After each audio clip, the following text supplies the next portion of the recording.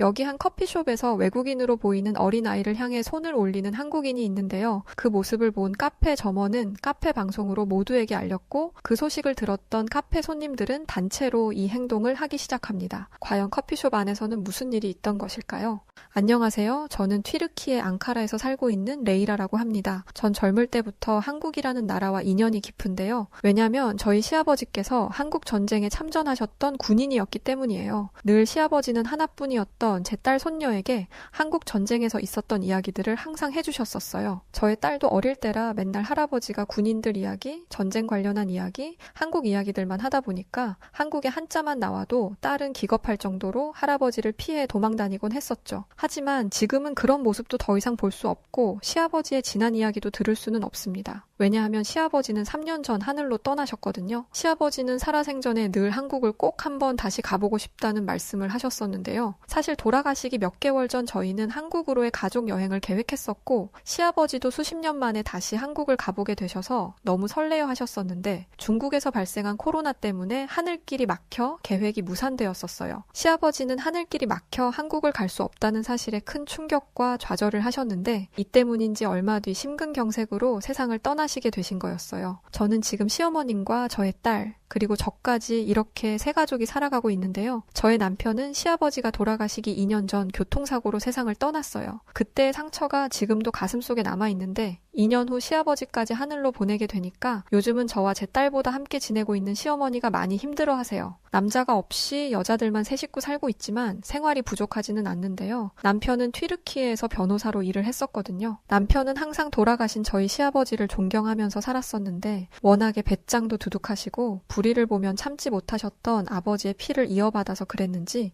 항상 변호사 일을 하면서도 클라이언트와의 커뮤니케이션을 지속적으로 하면서 법적인 문제를 해결하려고 애썼고 클라이언트의 권익에 조금이라도 해가 되는 일이 있거나 억울한 경우가 발생하면 무슨 일이 있어도 해내야 한다는 사명감도 강했기에 튀르키예에서도 일 잘하기로 손꼽힐 만큼 소문이 자자했었어요. 당연히 남편의 시부모님 분들은 이런 아들을 보며 늘 대견스러워 하셨는데 교통사고로 세상을 떠났으니 아마 돌아가신 시아버지도 그리고 말로 표현하시진 않지만 가슴에 아들을 묻은 시어머니도 많이 힘드셨을 거라고 생각돼요. 매번 우울한 채로 살아갈 수는 없어서 늘 저희 세 가족은 밝게 지내려고 애쓰고 그러는데요. 평소 시어머니와 저는 축구 보는 걸 매우 좋아했었는데 마침 저희 튀르키예하고 일본 팀하고의 친선 경기가 있었어요. 그 소식에 저희 가족은 튀르키예를 응원하러 가는 겸해서 당시 친선전이 열렸던 벨기에 행크에 가게 되었었는데요. 저희 나라와 친선전을 갖게 될 일본은 저희 시부모님들이 학을 뗄 정도로 싫어하는데요. 왜냐하면 예전에 시아버지께서 일본을 다녀오신 적이 있었어요. 전쟁 때 다리를 크게 다치셔서 늘 목발을 하고 다니셔야 했는데 시아버지의 회사에서 은퇴 직전 중요한 일본 바이어와의 협약이 있어서 당시 회사에 임원으로 계셨던 시아버지께서 일본까지 불편한 다리를 가지신 채 가셔야 했던 거예요. 시아버지는 일본에서 느낀 바 일본 사람들은 워낙에 남에게 피해를 주지 않으려는 의식이 강한 나라였다고 해요. 남에게 피해를 주지 않기 위해서 노력하는 모습이야 당연히 올바르다 말할 수 있겠지만 이런 의식에는 양면성이 있었다고 했는데요. 일본에 있는 지하철을 탄 적이 있는데 당연히 장애인들을 위한 자리가 있을 거라고 생각했지만 자리는 만석이었고 사람도 많아서 불편한 다리를 한 채로 벽에 기대 목발을 잡고 겨우 갈 수 있었는데 지하철이 정류장에 멈추면서 몸이 미끌려 넘어지고 말았었다고 하셨었어요. 하지만 일본 사람들은 그 누구도 도움을 주려는 사람들이 없었고 오히려 내가 넘어짐으로 인해 다른 사람들에게 피해를 주고 있으니 빨리 일어나라는 눈치마저 받았었다고 하더라고요. 더 정확하게 표현하면 양보를 받는 사람 스스로가 자기 때문에 상대방에게 폐를 끼쳤다 이렇게 생각이 강하다는 거죠. 그래서 양보를 해준 사람도 양보하는 사람도 서로 폐가 된다고 생각하는 그런 아이러니한 상황 때문에 다른 사람들의 일에 전혀 간섭하지 않으려는 성향이 강한 사람들이라면서 그걸 일본에서는 메이와쿠라는 문화로 불린다고 했었어요. 무엇보다 시아버지가 일본 사람에게 학을 뗀 건 바로 바이어 임원진들과의 미팅 전 한 카페에서 해당 업체 담당자들과 만났던 일 때문이라고 하셨었어요. 미팅 진행 사항에 대해서 사전이 미리 체크가 필요할 것 같다면서 만났었다고 했는데요. 일본 사람들은 자신들의 국가보다 약한 국가라고 인식되면 엄청나게 괄시하고 깔아뭉개려는 경향이 있는데 그 자리에서 그랬다고 했어요. 시아버지의 회사는 본사가 미국계 회사였고 튀르키예는 해외 지사였기 때문에 일본 담당자들은 저희 시아버지를 미국인으로 착각 생각했다가 미국인이 아닌 튀르키예 사람이란 걸 알고 나서부터는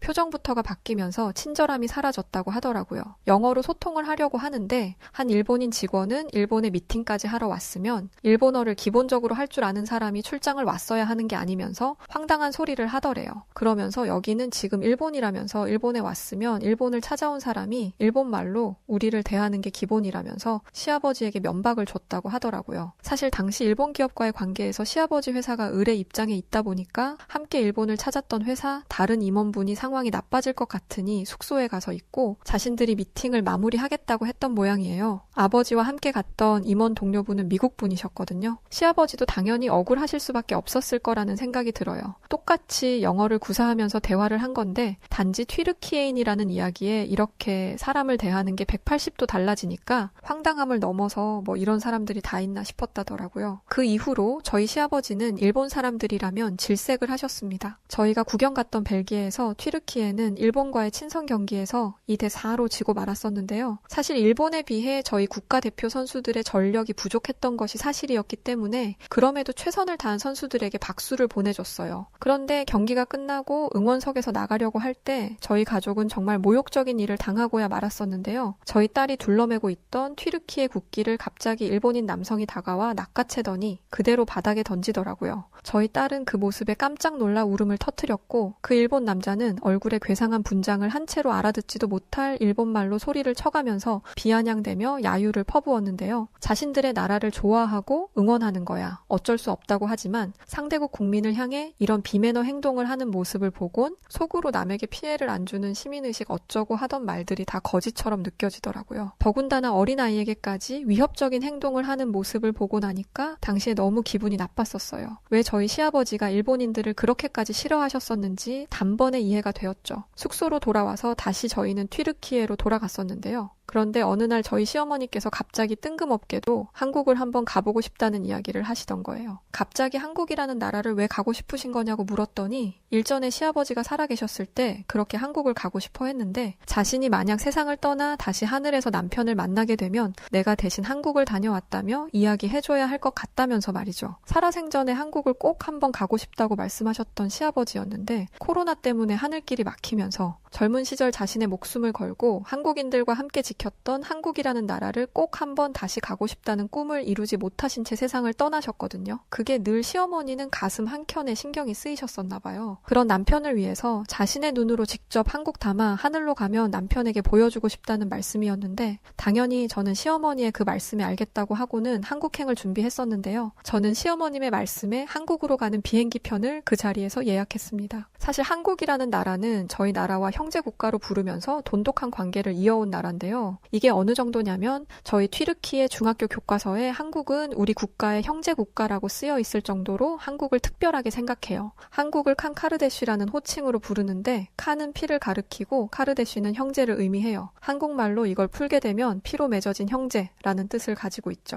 하지만 이런 칸카르데쉬라는 호칭을 한국에게만 부르는 건 아니었어요. 바로 저희 시아버지가 그렇게 싫어하던 일본도 한국과 마찬가지로 형제국으로 인식하고 대하기 때문이었어요. 사실 시어머니가 돌아가신 시아버지 대신 한국을 가고 싶다는 말씀을 했을 때 속으로 내심 걱정이 많이 되었는데요. 경기장에서 만난 일본인들의 기분 나빴던 행동들 때문이었고 한국과 일본은 지금 두 나라 모두 아시아 강대국으로 불리는데 일본처럼 한국인들도 다르지 않은 성향을 가지고 있는 국가의 사람들이 아닐까 하는 생각 때문이었죠. 저는 시어머니와 저희 딸을 데리고 한국행 비행기에 오를 수 있었고 비행기 안에서도 오만 가지 생각이 다 들더라고요. 과연 한국은 어떤 모습을 하고 있는 나라일까? 한국인들의 성격이 그 일본인들처럼 괴팍하면 어떡하지? 라고 말이죠. 그런 우려 속에서도 저희는 결국 한국에 도착할 수 있었는데요. 한국에 도착하고 저희 가족은 엄청난 광경에 큰 충격을 받고 말았지 뭐예요. 전혀 상상도 못 해봤던 어마어마한 공항의 크기에 얼마나 놀랬었는지 몰라요. 시어머니도 시아버지에게 들었던 한국이 아닌 것 같다면서 혹시 우리가 다른 나라를 잘못 온 게 아니냐는 말씀까지 할 정도였어요. 우리 튀르키예는 뭐 비교 자체가 안 됐었고 전에 축구를 보러 다녀왔던 벨기에 공항에서도 이런 건 전혀 느끼지 못했거든요. 공항 곳곳이 모두 너무 신기할 뿐이었고 공항에는 수많은 세계 각국의 사람들이 있었죠. 하지만 한국의 진짜 모습은 공항이 아닌 한국을 경험했던 모든 공간들에게서 있었는데요. 한국의 숙소를 가기 위해 저희는 공항버스를 타고 숙소로 이동했었는데 초고층 빌딩들이 비행기들이 도시를 감싸고 있었고 거리에는 수많은 한국 사람들이 돌아다니고 있었는데요. 이런 한국의 모습에 그동안 내가 살았던 곳은 도시라고 말하기 민망할 정도더라고요. 숙소에서 가장 가까운 곳에 가볼 만한 곳이 있을지 찾아봤는데 가까운 곳에 한강이 있다는 걸 알았어요. 저희는 곧바로 한강으로 향했는데요. 수많은 고층 건물들이 즐비한 도시를 가로지르고 있던 한강은 정말 아름다움의 극치를 달렸는데요. 튀르키예에도 유프라테스강, 티그리스강, 아라스강처럼 여러 강들이 있지만 이렇게 도심을 가로지르는 넓은 강은 없었기 때문에 높은 초고층 건물들 중앙을 관통하고 있는 한강의 모습은 그야말로 굉장히 이색적이었어요. 또한 한강 공원에는 수많은 사람들이 자신들만의 방법으로 즐기고 있었는데 한강 어디를 둘러봐도 길거리에 쓰레기가 보이지 않았고 반려견과 함께 산책 나온 사람들도 많이 있었지만 공원 어디에도 반려견들의 배설물을 찾아볼 수 없었는데요. 이것만 봐도 한국인들이 얼마나 성숙한 시민의식을 가지고 있는지 알 수 있었죠. 시어머니는 이런 한국을 보시면서 아마 세상을 떠난 남편이 이 모습을 봤다면 어땠을까라면서 한국에서 마주하는 모든 곳들을 눈에 담으셨어요. 하지만 이런 한국의 멋진 도시에 충격을 받았던 것보다 더 감동스러운 일이 기다리고 있었는데요. 저희는 한강 근처에 있던 어느 카페에 갔었어요. 딸이 갑자기 배가 아프다면서 끙끙거리기 시작했던 거예요. 그런 딸을 보고 화장실에 가고 싶어서 그런 모양이구나 해서 화장실에도 다녀왔었지만 딸의 복통은 멈추지 않았는지 고통스러워 했었어요. 갑자기 배가 아파서 식은 땀까지 흘리고 있는 딸을 보니까 어떻게 해야 할지 모르겠더라고요. 그래서 카페 직원에게 달려가 혹시 근처에 병원이 없는지 물어봤더니 가까운 곳에 병원들이 있다고 이야기해 주시더니 친절하게 약도까지 그려주시면서 설명해 주더라고요. 약도를 가지고 다시 시어머니와 딸이 있는 자리로 갔는데 자리에 웬 할머님과 한국인 남성분이 저희 테이블에 서 있는 게 아니겠어요? 이게 무슨 일인가 싶어서 테이블로 달려갔는데 저는 눈앞에 펼쳐진 장면으로 보고 큰 소리로 소리치면서 분노하게 되었었어요. 왜냐면 저희 시어머니는 어쩔 줄 몰라 하며 한국인 할머니를 바라만 보고 있었고 저희 딸은 복통에 괴로워하고 있었는데 한국인 할머니는 그런 저희 딸의 등을 손으로 때리고 있었기 때문이었어요. 그 모습에 저는 뭐 하는 거냐며 그 한국인 할머니를 말리려고 했었는데요. 그때 옆에 서 있던 한국인 남성이 저를 보고 이렇게 이야기했었어요. 아이 어머님 되세요 라면서 아이가 먹은 걸 체했는지 괴로워하는 걸 보고 저희 어머님께서 아이의 등을 치고 있는 거라고 했었는데 체했을 때 사람은 위장운동이 원활하지 못해 음식물이 계속 몸속에 머물러 있을 때 생기는데 이때 가슴이나 등을 쳐주면 이 충격이 위장으로 전해지며 멈춰있던 운동을 활발하게 해줘서 복통을 멈추게 해줄 수 있다며 한국에서는 아이들이 배가 아프거나 체했을 때 어머님들이 많이 해주는 방식이라며 걱정 말라는 말이었어요. 그런데 정말 놀랍게도 저희 딸은 복통이 괜찮아졌는지 표정이 점점 좋아졌고 한국인 할머니는 저희 아이의 배를 어루만져 주시면서 이제 괜찮을 거라며 저희 아이를 보고 웃어주시더라고요. 정말 믿기 힘든 장면에 저희 시어머니와 저는 소름까지 돋을 정도였는데요. 자연스럽게 저희는 그 한국인 할머님과 남성분과 대화를 나눌 수 있었는데 한국인 남성분이 영어를 너무 유창하게 잘 하시더라고요. 한국인 분들은 저희 시아버지가 예전 한국전쟁 참전용사였다는 이야기를 들으시더니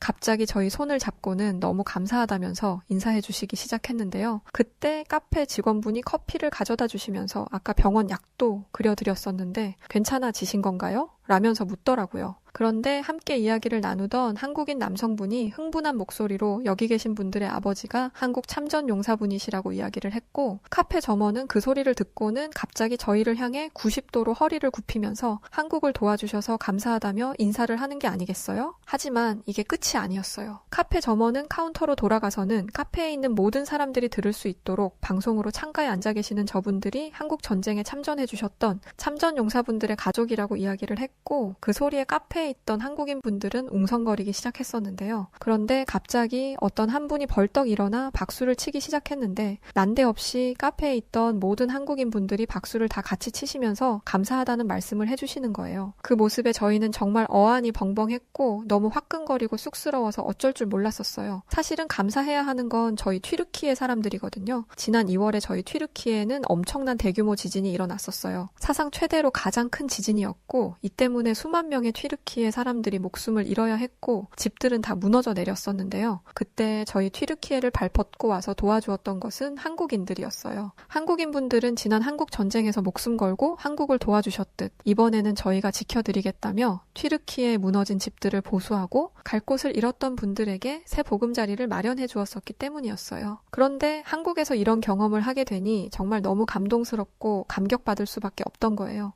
당연히 저희 시어머니는 눈물을 흘리셨고 박수 박수치며 인사해주시는 분들께 시어머니는 고개 숙여 인사하면서 고맙다며 한국인 분들에게 저희도 많이 빚을 졌다면서 한국인들의 모습에 감사를 표시했었는데요. 튀르키예에 돌아와서도 지난 한국에서의 경험들을 내 평생에 잊지 못할 것 같다면서 지금도 가끔씩 그때의 기억을 회상하세요. 남편을 따라 하늘로 가면 해줄 이야기가 너무 많을 것 같다면서 지금 죽어도 여한이 없다고 하시더라고요. 지금 아시안컵이 카타르에서 열리고 있는데 현장을 가서 응원하고 있지는 못하지만 한국의 경기가 있을 때면 저희 가족은 늘 시청하면서 열심히 응원하고 있습니다. 자, 오늘은 한국전쟁에 참전했던 시아버지를 대신해 시어머니와 함께 한국을 찾아왔던 레이라 씨의 한국 경험담을 담은 사연이었습니다. 오늘 사연 어떻게 들으셨나요? 오늘의 사연이 마음에 드셨다면 구독과 좋아요 눌러주시고요. 구독과 좋아요는 해외 다양한 감동적인 사연들을 소개해드릴 수 있는 힘이 됩니다. 그럼 지금까지 여우튜브 송은지였고요. 끝까지 시청해주신 모든 분들 감사합니다.